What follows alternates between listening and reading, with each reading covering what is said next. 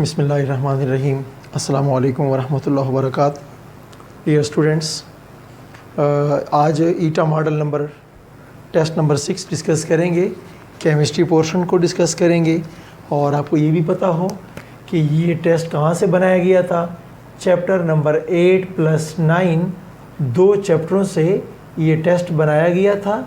आइए इसकी डिस्कशन करते हैं। आपकी ये ज़िम्मेदारी है कि हर क्वेश्चन के ऊपर खड़ी नज़र रखें। जहाँ जहाँ आपने गलतियाँ की हैं उसको पकड़ें। उसको अगर आपने सीख लिया है तो आपने टेस्ट से बदला ले लिया है, आपने हक अदा कर दिया है।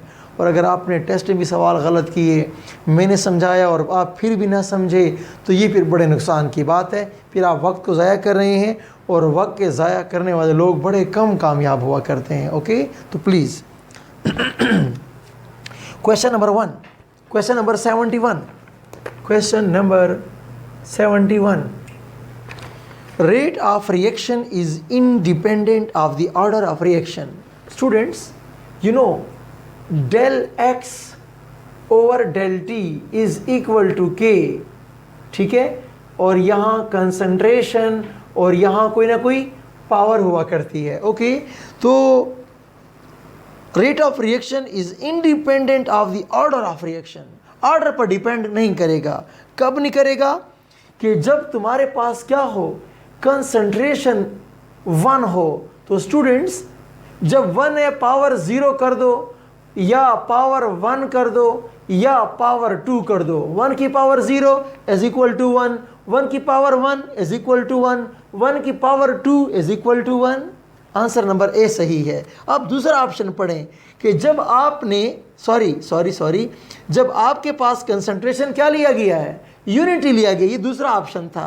पहले ऑप्शन में क्या है कि जब concentration of A unimolecular reaction, students एक ऐसा रिएक्शन जिसमें आपके पास क्या हो, सिंगल मॉलिक्यूल हो। और रूल आपको बताया गया था, जब एक चीज़ लार्ज एक्सेस में लेते हो उसका ऑर्डर ऑटोमेटिकली क्या हो जाता है, 0 हो जाता है। तो जब लार्ज एक्सेस में है तो ए की पावर ऑटोमेटिकली क्या हो गई है, 0। और जब पावर 0 हो जाए, वंस अगेन ऑर्डर जो भी हो परवाह नहीं है। तो the right answer is both A and B. Question number 71 का आंसर नंबर सी सही है।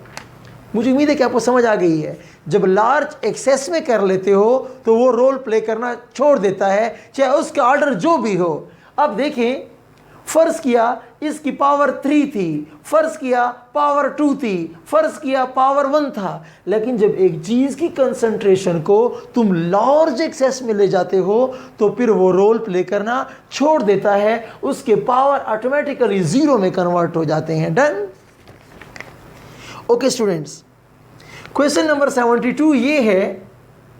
72 में मैं ये पूछ रहा हूं कि कंसंट्रेशन इंक्रीज करने से आम तौर पर रेट ऑफ रिएक्शन इंक्रीज हो जाया करता है, लेकिन ये बताइए कि कौन से रिएक्शन के लिए रेट ऑफ रिएक्शन बहुत ज़्यादा इंक्रीज होगा अगर कंसंट्रेशन बढ़ा दो। तो students, if reactant concentration is equally increased, तो कंसंट्रेशन सबकी बराबर कर दो, मतलब सबको डबल कर दो। तो आप जानते हैं 0 ऑर्डर पे असर नहीं होगा। फर्स्ट ऑर्डर में क्या होगा, रेट ऑफ रिएक्शन डबल हो जाएगा। सेकंड में डबल कर दो तो रेट ऑफ रिएक्शन क्वाड्रपल हो जाएगा। और थर्ड ऑर्डर के लिए कंसंट्रेशन डबल कर दो, रेट ऑफ रिएक्शन 8 गुना बढ़ जाएगा। तो स्टूडेंट्स, आपकी बुक के एग्जाम्पल मैंने लिए हैं।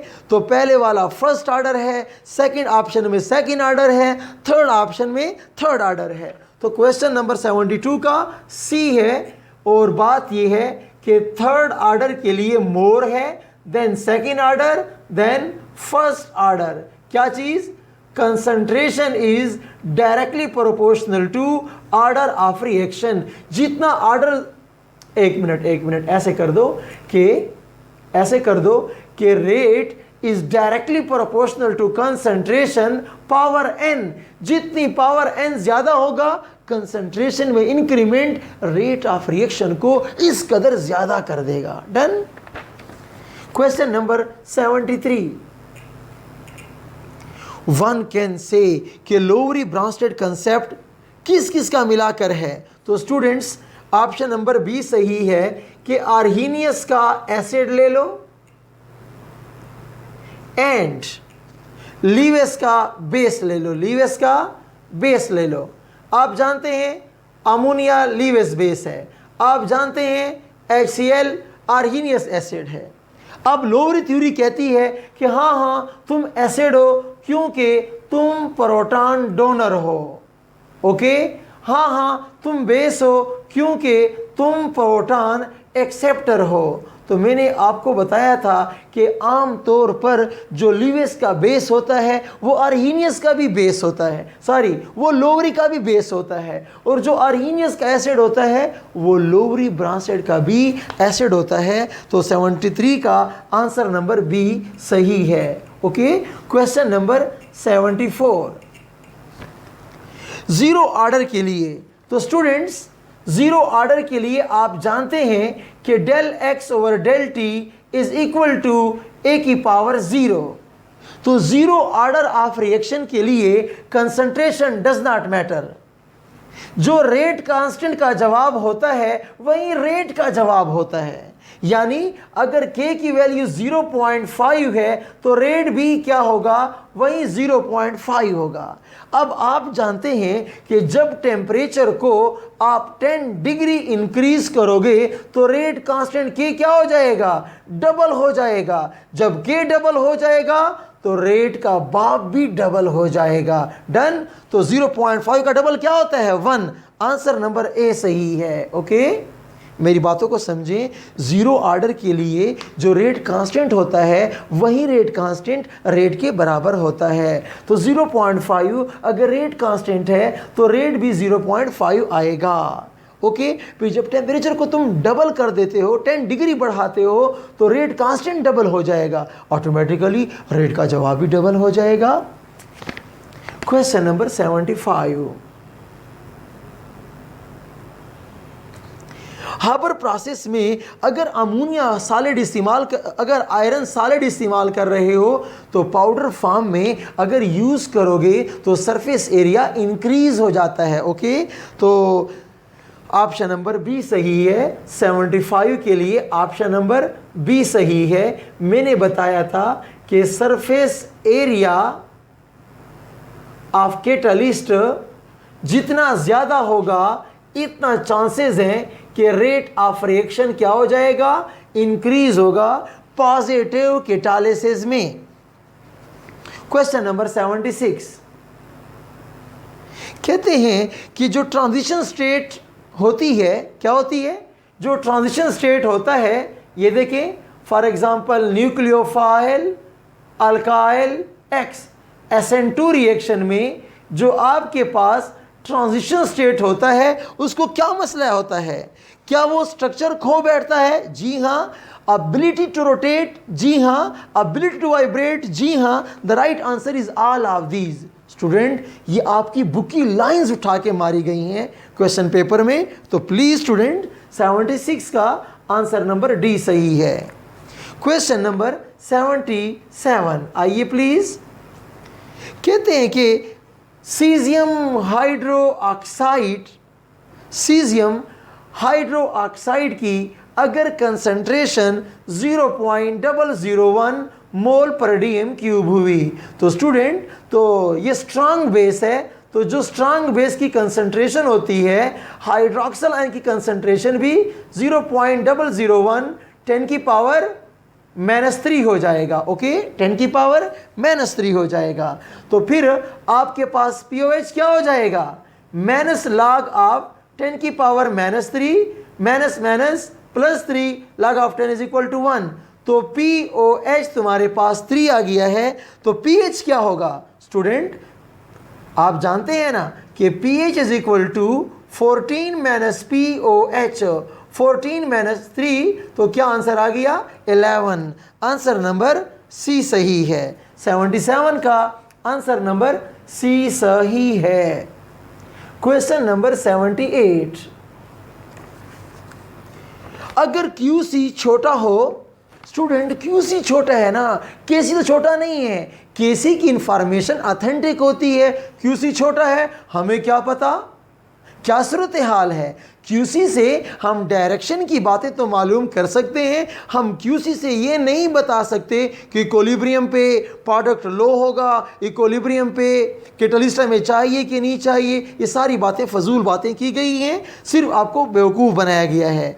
ये क्वेश्चन में केसी अगर होता तो जवाब बनते QC से इक्विलिब्रियम के बारे में आप बातें नहीं कर सकते, डायरेक्शन की प्रिडिक्शन तुम कर सकते हो। ओके, तो क्वेश्चन नंबर 78 का स्टूडेंट आपके पास डी आंसर मौजूद है। Okay, question number 79, calculate moles of H plus ion per litre.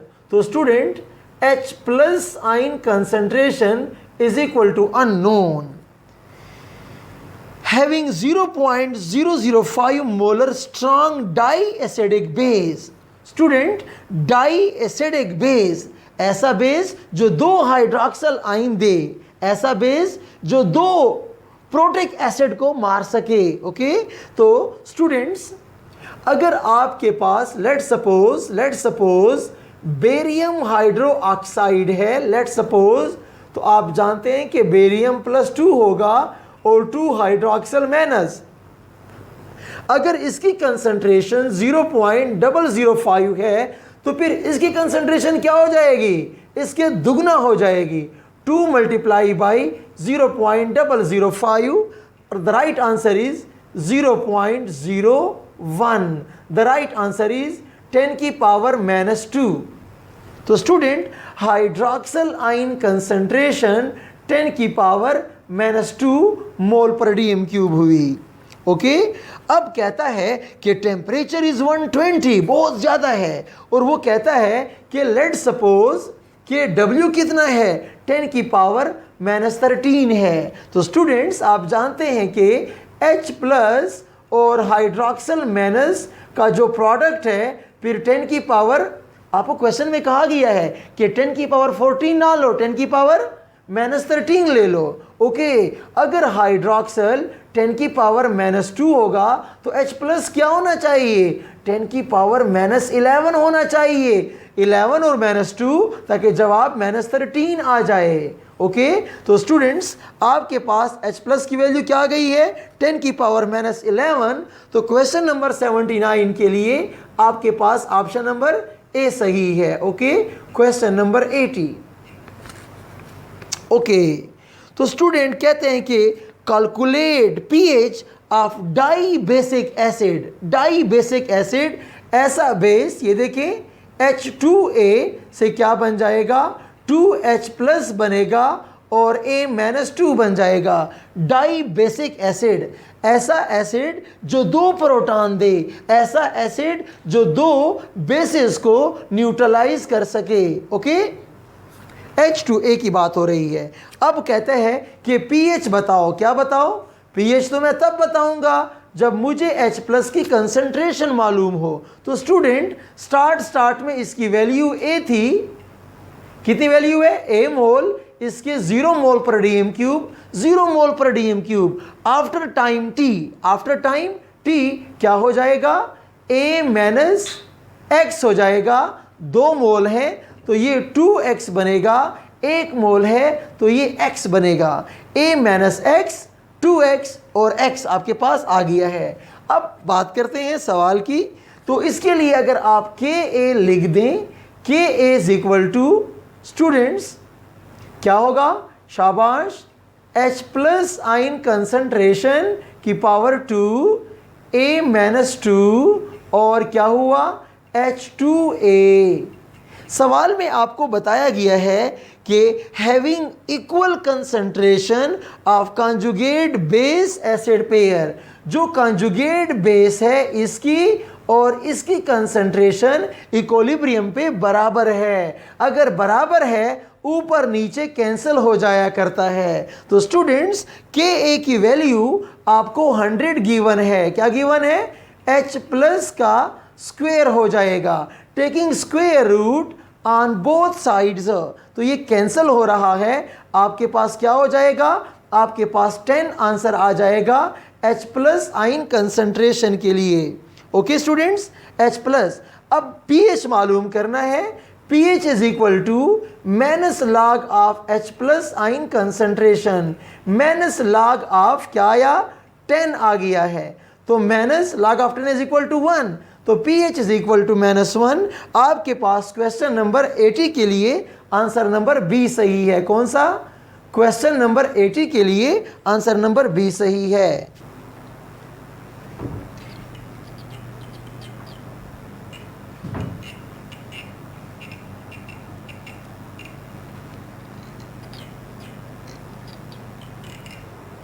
Okay students, तो क्वेश्चन नंबर 80 हो गया है। अब आपके पास क्या है? Question number 81 please. Question number 81 कहा गया है कि HI and hydrogen iodide, hydro iodic acid and perchloric acid must show levelling effect in dash. तो स्टूडेंट्स अगर याद हो, आपको पढ़ाया गया था कि एसिड्स लेवलिंग इफेक्ट कहाँ शो करते हैं? प्रोटोफिलिक सॉल्वेंट के अंदर शो करते हैं। वाटर प्रोटॉन को लाइक करता है, अमोनिया तो प्रोटॉन को और भी अच्छा लाइक करता है। तो ए और बी दोनों ठीक हैं, लेकिन सी आंसर मोर एक्यूरेट है कि प्रोटोफिलिक की जब बात तुम करते हो ए और बी दोनों आ गए हैं। फिर मेरी बात सुने, acids strong acid levelling effect water में शो करते हैं। क्यों करते हैं? कि वाटर H प्लस को एक्सेप्ट करना पसंद करता है। तो स्टूडेंट क्या बेसिस जो होते हैं वो प्रोटॉन एक्सेप्ट करना पसंद नहीं करते? वो तो वाटर की बनिस्बत और भी ज़्यादा एक्सेप्ट करेंगे। एसिड्स जो होते हैं बेसिस में तो बड़ा जालिम लेवलिंग इफेक्ट शो कर सकते हैं। सो ऑप्शन ए भी सही है, बी भी सही है, लेकिन सी का मतलब क्या होता है कि बोथ ए एंड बी ठीक है। ओके, तो C is the best answer. Question number 81 C is the best answer. क्या बात हुई है कि acids show levelling effect in protophilic solvent, जो प्रोटॉन को पसंद करें, protophilic solvents like ammonia, like water etcetera. यानी ए और बी दोनों ऑटोमेटिकली सी में आ जाते हैं। अब स्टूडेंट सुनो, क्वेश्चन नंबर 82 इंटरेस्टिंग सवाल है, इंटेलिजेंस का सवाल है। मैं चेक करता हूं कि तुम नर्वस हो कि तुम केयरफुल हो, केयरलेस हो कि तुम केयरफुल हो। If we quadruple the concentration of a reaction, if we quadruple the concentration of a reaction having these, एक रिएक्टेंट है, रिएक्शन की बात की गई है, फिर आपके सामने वो इक्वेशन में बताया गया है कि a की पावर 3 एक रिएक्टेंट है, एक रिएक्टेंट जो थर्ड ऑर्डर रिएक्शन शो करता है। कहते हैं कि अगर उसकी मिकदार को मैं 4 गुना बढ़ा दूं, then rate constant will increase by. Student rate constant fix होता है, कांस्टेंट होता है, टेम्परेचर से तब्दील होता है, औरों से तब्दील नहीं होता। आपने रेट कांस्टेंट को रेट ऑफ रिएक्शन समझकर ऑप्शन ए पे टिक मार्क किया होगा, लेकिन स्टूडेंट रेट कांस्टेंट कंसंट्रेशन से तब्दील नहीं हुआ करता। The right answer is option number D. ठीक है, क्या कहोगे? Rate constant never change with a change in concentration। Okay students, question number 83 पे आ जाएं प्लीज। हाँ, अब बात काम की है। कहते हैं कि कोई रिएक्शन है जिसके लिए आपको ये कहा गया है कि a का स्क्वायर। स्टूडेंट्स लेट्स सपोज 1 का स्क्वायर 1 आ गया है। पहले कंसंट्रेशन 1 थी, अब कहा गया है कि वी ट्रिपल द कंसंट्रेशन। अगर तुम ट्रिपल कर दोगे तो जवाब क्या आ जाएगा? 9 आ जाएगा। तो पहले की बनिस्बत रेट ऑफ रिएक्शन 9 गुना इंक्रीज हो जाएगा। The right answer is option number B. मेरी बात समझ आई? पहले कंसंट्रेशन जो भी थी, लेट्स सपोज के 1 थी, जवाब 1 आ गया। जब आपने कंसंट्रेशन 3 गुना बढ़ा दी है, दुगना करते तो 4 गुना बढ़ती, सेकेंड ऑर्डर के लिए अगर तुम दुगना करते हो, कंसंट्रेशन दुगना करते हो तो रिएक्शन 4 गुना बढ़ जाएगा। अगर तुम 3 गुना करते हो तो रिएक्शन 9 गुना बढ़ जाएगा। डन? ओके स्टूडेंट्स, प्लीज मेरे साथ रहें। क्वेश्चन नंबर 84 पे हम आ गए हैं। हाँ जी, ये बात अभी पहले भी हुई कि अगर आपको ईस्टर वाली बात याद हो कि ईस्टर की जो हाइड्रोलिसिस होती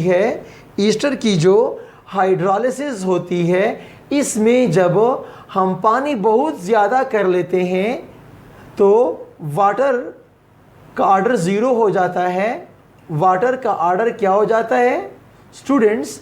ये एक सेकेंड ऑर्डर रिएक्शन है। अगर वाटर की तुम मिकदार ज़्यादा कर दोगे फिर ये क्या बन जाता है स्टूडेंट्स? ये सीडो फर्स्ट ऑर्डर बन जाता है। मैंने सवाल में कहा कि उसकी मिकदार जो ज़्यादा थी ना, उसकी मिकदार मैंने बहुत कम कर दी है। जब बहुत कम कर दोगे तो इसका ऑर्डर फिर 0 नहीं रहेगा, फिर इसका पहले वाला ऑर्डर 1 हो जाएगा। 1 and 1 2, तो फिर pseudo first order becomes second order of reaction. Students फिर सुनो, आपको ये पढ़ाया गया था कि अगर किसी की मिकदार तुम बहुत ज़्यादा कर दोगे उसका ऑर्डर 0 हो जाता है, और अगर तुम उसकी मिकदार दोबारा से कम कर दोगे तो उसका ऑर्डर फिर 1 हो जाएगा। ओके स्टूडेंट्स, हम बात पहुंच गए हैं। तो इस इक्वेशन में तुम्हारे पास मॉलिक्यूल भी 2 हैं और ऑर्डर ऑफ रिएक्शन भी आपके पास 2 है। तो क्वेश्चन नंबर 84 का सी आंसर सही है। ओके, क्वेश्चन नंबर 85 पे आ जाएं please. The P K B value, students आपको मैं बता चुका हूं पी के बी वैल्यू क्या होगी? एक बेस के लिहाज से इन्वर्स होती है, बेस के स्ट्रेंथ के लिहाज से इन्वर्स होती है। जितना बेस वीक होगा पी के बी की वैल्यू क्या होगी? हाई होगी। जितना ये वीक होगा पी के बी की वैल्यू हाई होगी। अब स्टूडेंट आप जानते हैं कि फार्मिक एसिड, गिवन सारे एसिड में से फार्मिक एसिड स्ट्रॉन्गर एसिड है, ठीक है। H+ बनेगा, COO- बन जाएगा। कार्बोक्सिलिक एसिड में जितने कार्बन कम होंगे इतना वो स्ट्रॉन्गर एसिड होगा। तो इस गिवन ऑप्शन में से सबसे स्ट्रॉन्गर एसिड फार्मिक एसिड है। तो फिर क्या होगा? उसका जो कॉन्जुगेट बेस होगा ये सबसे वीकेस्ट होगा। जब कॉन्जुगेट बेस वीकेस्ट होगा तो पी के बी की वैल्यू ज़बरदस्त हाई होगी। तो क्वेश्चन नंबर 85 के लिए आंसर नंबर ए सही है। ओके,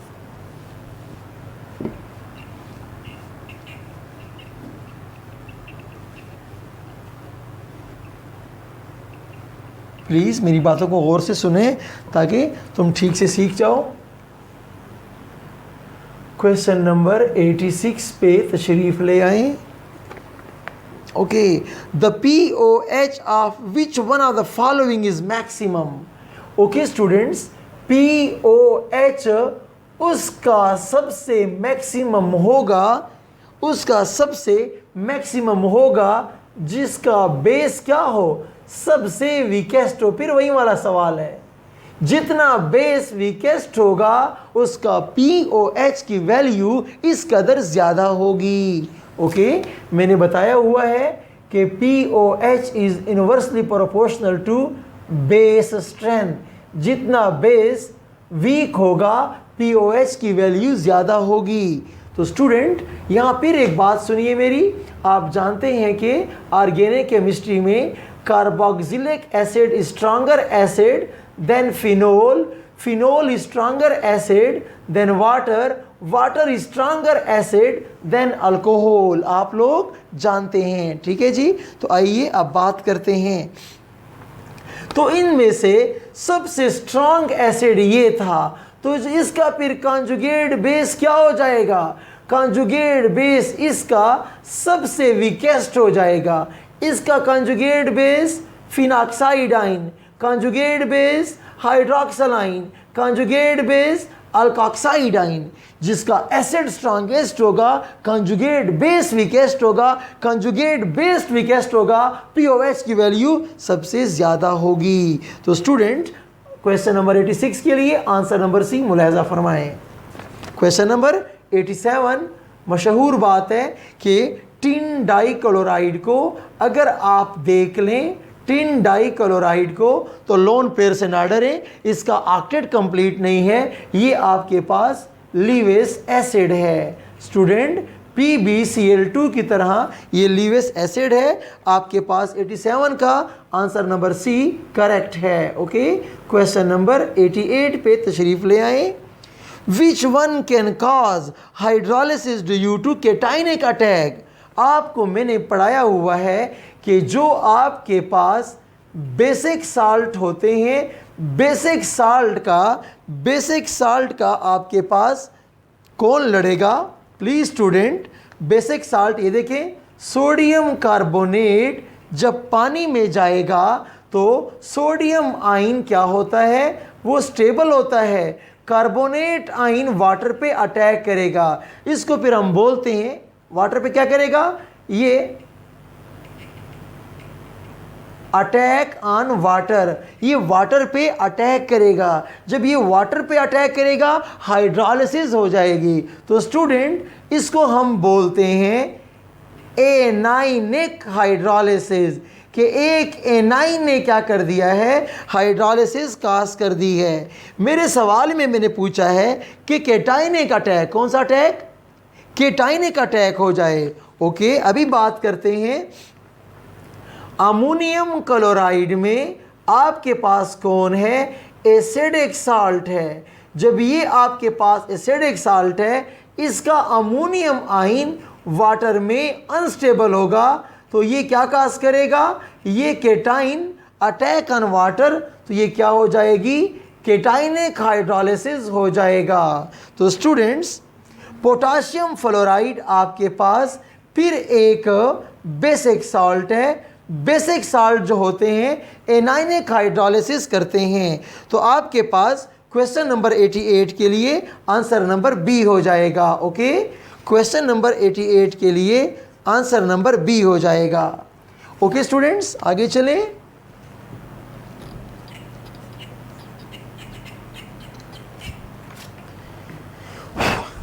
क्वेश्चन नंबर हम कहाँ पहुँचे, क्वेश्चन नंबर 89 के अंदर आ जाएं स्टूडेंट्स प्लीज़। आसान आसान सवाल पहुँच आए हैं। कौन से वाला केटाइन अनस्टेबल होता है। स्टूडेंट याद रखो, एक फंडामेंटल रूल याद रखो, सल्फ्यूरिक एसिड मुकम्मल तौर पर 2H+ और सल्फेट आयन में कन्वर्ट होता है। स्टूडेंट्स ये स्टेबल है तो बनता है ना, तो ये स्टेबल है तो ये खुद क्या होता है, खुद बड़ा अनस्टेबल होता है। तो स्ट्रॉन्ग एसिड और बेस खुद अनस्टेबल होते हैं, उनके कॉन्जुगेट बेस स्टेबल होते हैं। जब कॉन्जुगेट बेस क्या होगा, स्टेबल होगा, तो ये क्या होगा, ये लेस रिएक्टिव होगा। जब ये लेस रिएक्टिव होगा तो ये वीक कॉन्जुगेट बेस कहलाएगा। ओके, ये बात। अब दूसरी बात समझें, कॉपर सल्फेट को देख लो आप, फेरस सल्फेट को देख लो आप, अमोनियम सल्फेट को देख लो। तो स्टूडेंट ये सारे सल्फेट स्टेबल होते हैं, ये केटाइन वाले पार्ट क्या है, अनस्टेबल है। तो ये सारे के सारे वाटर अनस्टेबल हैं। 89 का आपके पास आंसर नंबर डी है। ईटा में ऐसे बहुत सारे सवाल स्टूडेंट्स आते रहते हैं, मैंने बात बता दी है, दोबारा बताता हूँ। खुद एक एसिड और बेस अनस्टेबल होते हैं, strong acid strong base unstable, उनके कॉन्जुगेट बेस बड़े स्ट्रॉन्ग होते हैं। और जो वीक से आया हो, वीक एसिड और वीक बेस खुद स्टेबल होते हैं, उनके कॉन्जुगेट बेस बड़े अनस्टेबल होते हैं। Which one is correct about best buffer. Students आपको बताया गया था कि बेस्ट बफर वो होता है जिसका pH क्या हो जाए, P के A के बराबर हो जाए। और ये कब होगा, जब साल्ट की कंसंट्रेशन एक एसिड के कंसंट्रेशन के बराबर हो जाए। तो स्टूडेंट ऑप्शन ए को देखो, P K A is equal to P O H, गलत कहा गया है। ऑप्शन बी में P K B is equal to P H, गलत कहा गया है। C is the best answer. Question number 9 का सी आंसर है। Student P H P K A के बराबर हो, P O H P K B के बराबर हो, या उलट कहा गया है। क्वेश्चन नंबर 91, बफर सॉल्यूशन अपनी पीएच कैसे मेंटेन करता है? स्टूडेंट देखें जरा, मैं आपको मिसाल से साबित कर दूं, प्लीज मेरे साथ रहें प्लीज। मैं चीज़ों को बहुत ज़्यादा एक्सप्लेन करने जा रहा हूं, ऐसा ना हो कि फिर तुम समझो ही नहीं, फिर मैं खामखा बोर्ड पे क्यों लिखूं। स्टूडेंट्स, जिस बात की समझ ना आए लिख तो लिया करो, फिर तुम्हें फ़ौरन समझ आ जाएगी। ये मेरे पास एक बफर है। कौन सा है? बफर है। तो स्टूडेंट्स, अगर इसके अंदर मैं हाइड्रोक्सल आयन डाल दूंगा तो ये लड़कर क्या हो जाएगा? न्यूट्रल हो जाएगा। अगर मैं इस सिस्टम में हाइड्रोक्सल डाल दूं तो ये लड़के न्यूट्रल हो जाएगा। अगर मैं इस ऊपर वाले सिस्टम में एसिड डाल दूंगा, H+ आयन बढ़ जाएगा, कॉमन आयन इफेक्ट हो जाएगा। तो बफर या तो कॉमन आयन इफेक्ट से काम करता है या फिर लड़के न्यूट्रलाइजेशन वाला कारोबार करता है। The right answer is C. Question number 91 के लिए आंसर नंबर सी सही है। ओके,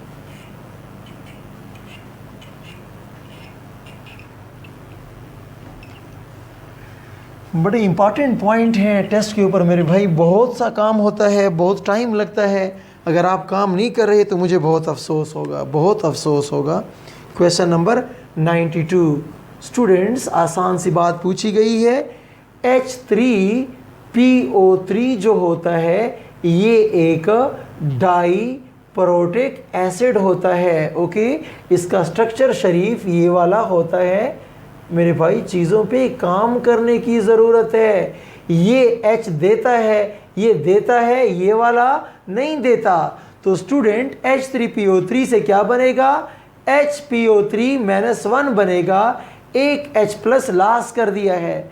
ओके, फिर देखें, इससे बनेगा HPO3-2, एक और H+ लॉस हो गया है। ओके, तो अब ये वाला जो है ये नॉट एन एसिड, ये मज़ीद प्रोटॉन आपको नहीं देता। वो H है लेकिन देने के लिए नहीं है। तो ये क्या हुआ? ये सिंपल आपके पास बतौर बेस के कारोबार करेगा। क्वेश्चन नंबर 92 के लिए आंसर नंबर बी आपके लिए करेक्ट है। ओके, क्वेश्चन नंबर 93 के लिए आए please.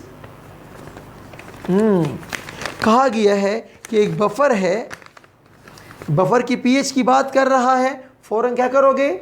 pH is equal to pKa plus log salt concentration by acid concentration.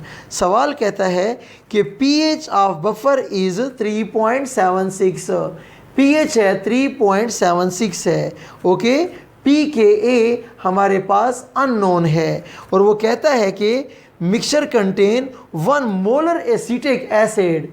नीचे आपके पास 1 मोल है और साल्ट 0.1 है। ओके, इसका लॉग लिया जाएगा। तो स्टूडेंट, अगर देखो तो log ऑफ 10 की पावर -1 है, तो -1 पहले आ जाएगा, log ऑफ 10 क्या हो जाएगा? 1 हो जाएगा। तो pKa तो 3.76 इज इक्वल टू pKa, ये -1 उधर जाएगा। तो 3.76 plus 1 is equal to pKa. The answer is 4.76. Question number 93 के लिए स्टूडेंट्स आंसर नंबर बी सही है। क्वेश्चन नंबर 94 पे आ जाएं। Which of the following is good Lewis base? जो अच्छा इलेक्ट्रॉन देने वाला हो वो अच्छा Lewis base होगा। आप जानते हैं कि alkene are more reactive than alkyne, then benzene, then alkane. Order of reactivity याद है? वो क्यों रिएक्टिव है? जल्दी इलेक्ट्रॉन देता है तो इलेक्ट्रॉन रिच हुआ ना। तो 94 के लिए आपके पास आंसर नंबर ए सही है। क्वेश्चन नंबर 95 पे आ जाएं। Which the following is strong Lewis base. Lewis base concept के मुताबिक एमाइंस में जितने अल्काइल ज़्यादा होंगे, alkyl group is electron donating group, तो वो और भी अच्छा बेस बन जाएगा। स्टूडेंट एनिलीन तो बड़ा नालायक बेस है, उसका लोन पेयर तो रिंग में जनाब घूम रहा होता है, मज़े कर रहा होता है। ओके, तो क्वेश्चन नंबर 95 के लिए आंसर नंबर डी सही है। ओके, क्वेश्चन नंबर 96 पे आ जाओ। A solution of ethanoic acid act is a buffer solution. Students ये देखो, sodium ethanoate, sodium CH3COO minus Na+ पानी में जब जाएगा तो क्या बनेगा? एसीटेट आयन बनेगा और Na+ आयन बन जाएगा। ठीक है, अब देखें, और उसके साथ और क्या है? एथेनोइक एसिड है, एसीटिक एसिड है, पानी में क्या करेगा? एसीटेट आयन बन जाएगा और H+ बनेगा। कहा गया है which equation represent what would occur on the addition of H+। अगर इस सिस्टम में मैं H+ डालूंगा तो क्या हो जाएगा? ये रिएक्शन क्या हो जाएगा? बैकवर्ड हो जाएगा। स्टूडेंट ये आयन एक्वस है, ये आयन एक्वस है, तो आंसर नंबर बी गलत है। बी में H+ को गैस कहा गया है, सी में H+ को एक्वस कहा गया है, तो क्वेश्चन नंबर 96 के लिए सी जवाब ठीक है। क्वेश्चन नंबर 97 पे तशरीफ ले आए प्लीज स्टूडेंट्स। अगर आप CH3COO माइनस Na+ को पानी में डाल देते हैं स्टूडेंट्स, तो क्या होगा? ये एक रिवर्सिबल रिएक्शन होगा, एसीटिक एसिड बन जाएगा, Na+ घूम रहा होगा, ठीक है, और पानी का हाइड्रोक्सिल आयन भी घूमेगा। तो स्टूडेंट जिस सिस्टम में ये भी मौजूद हो और ये भी मौजूद हो, तो ये तो मेरे पास क्या हो गया है? एसिडिक बफर बन गया है, और बफर पे हाइड्रोक्सिल का कोई इम्पैक्ट नहीं होगा। तो आंसर नंबर ए गलत नहीं है कि सोल्यूशन एसिडिक है, लेकिन बफर वाला आंसर और भी एक्यूरेट है कि एसिडिक बफर बन गया है। तो क्वेश्चन नंबर 97 के लिए सी आंसर है। ओके, क्वेश्चन नंबर 98 पे आ जाएं प्लीज। ऑप्शन को देखें जरा प्लीज। कहते हैं कि M2NMN बन गया, तो M2 की कंसंट्रेशन क्या थी? ये देखें, ऐसे करेंगे, del X over del T is equal to M2 is equal to N। Okay, अब पावर लगानी है। जब M 0.1 था, N 0.2 था, तो रेट 1 क्रॉस 10 की पावर -2 था। जब M2 को डबल किया, रेट डबल हो गया। अच्छा, तेरी पावर तो 1 है। फिर N को देखें, जब उसने N को डबल किया, रेट क्या हो गया? क्वाड्रपल हो गया।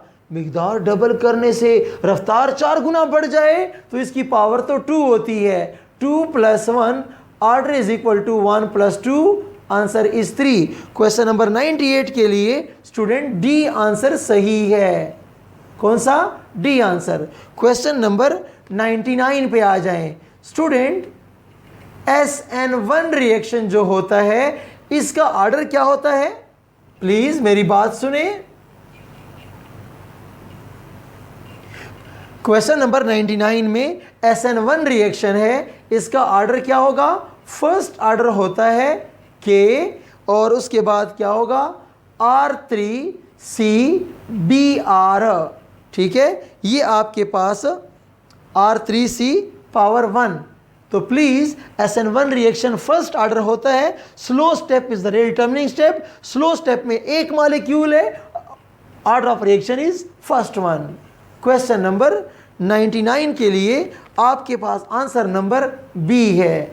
क्वेश्चन नंबर 100 पे तशरीफ ले आए। कहते हैं कि इक्वेशन के मुताबिक कौन सी चीज़ कम कर दें कि रेट ऑफ रिएक्शन बहुत बढ़ जाए? तो student, activation energy is inversely proportional to rate of reaction. अगर ये कम कर दोगे तो रेट बहुत बढ़ जाएगा। क्वेश्चन नंबर 100 के लिए आंसर नंबर सी सही है। ओके स्टूडेंट्स, ये आपका सोल्यूशन था। प्लीज़ के ऊपर काम करें, जो गलतियां हैं उनको कंट्रोल करें, नेक्स्ट टाइम ऐसे गलती रिपीट बिल्कुल ना करें। ओके, अल्लाह हाफिज़।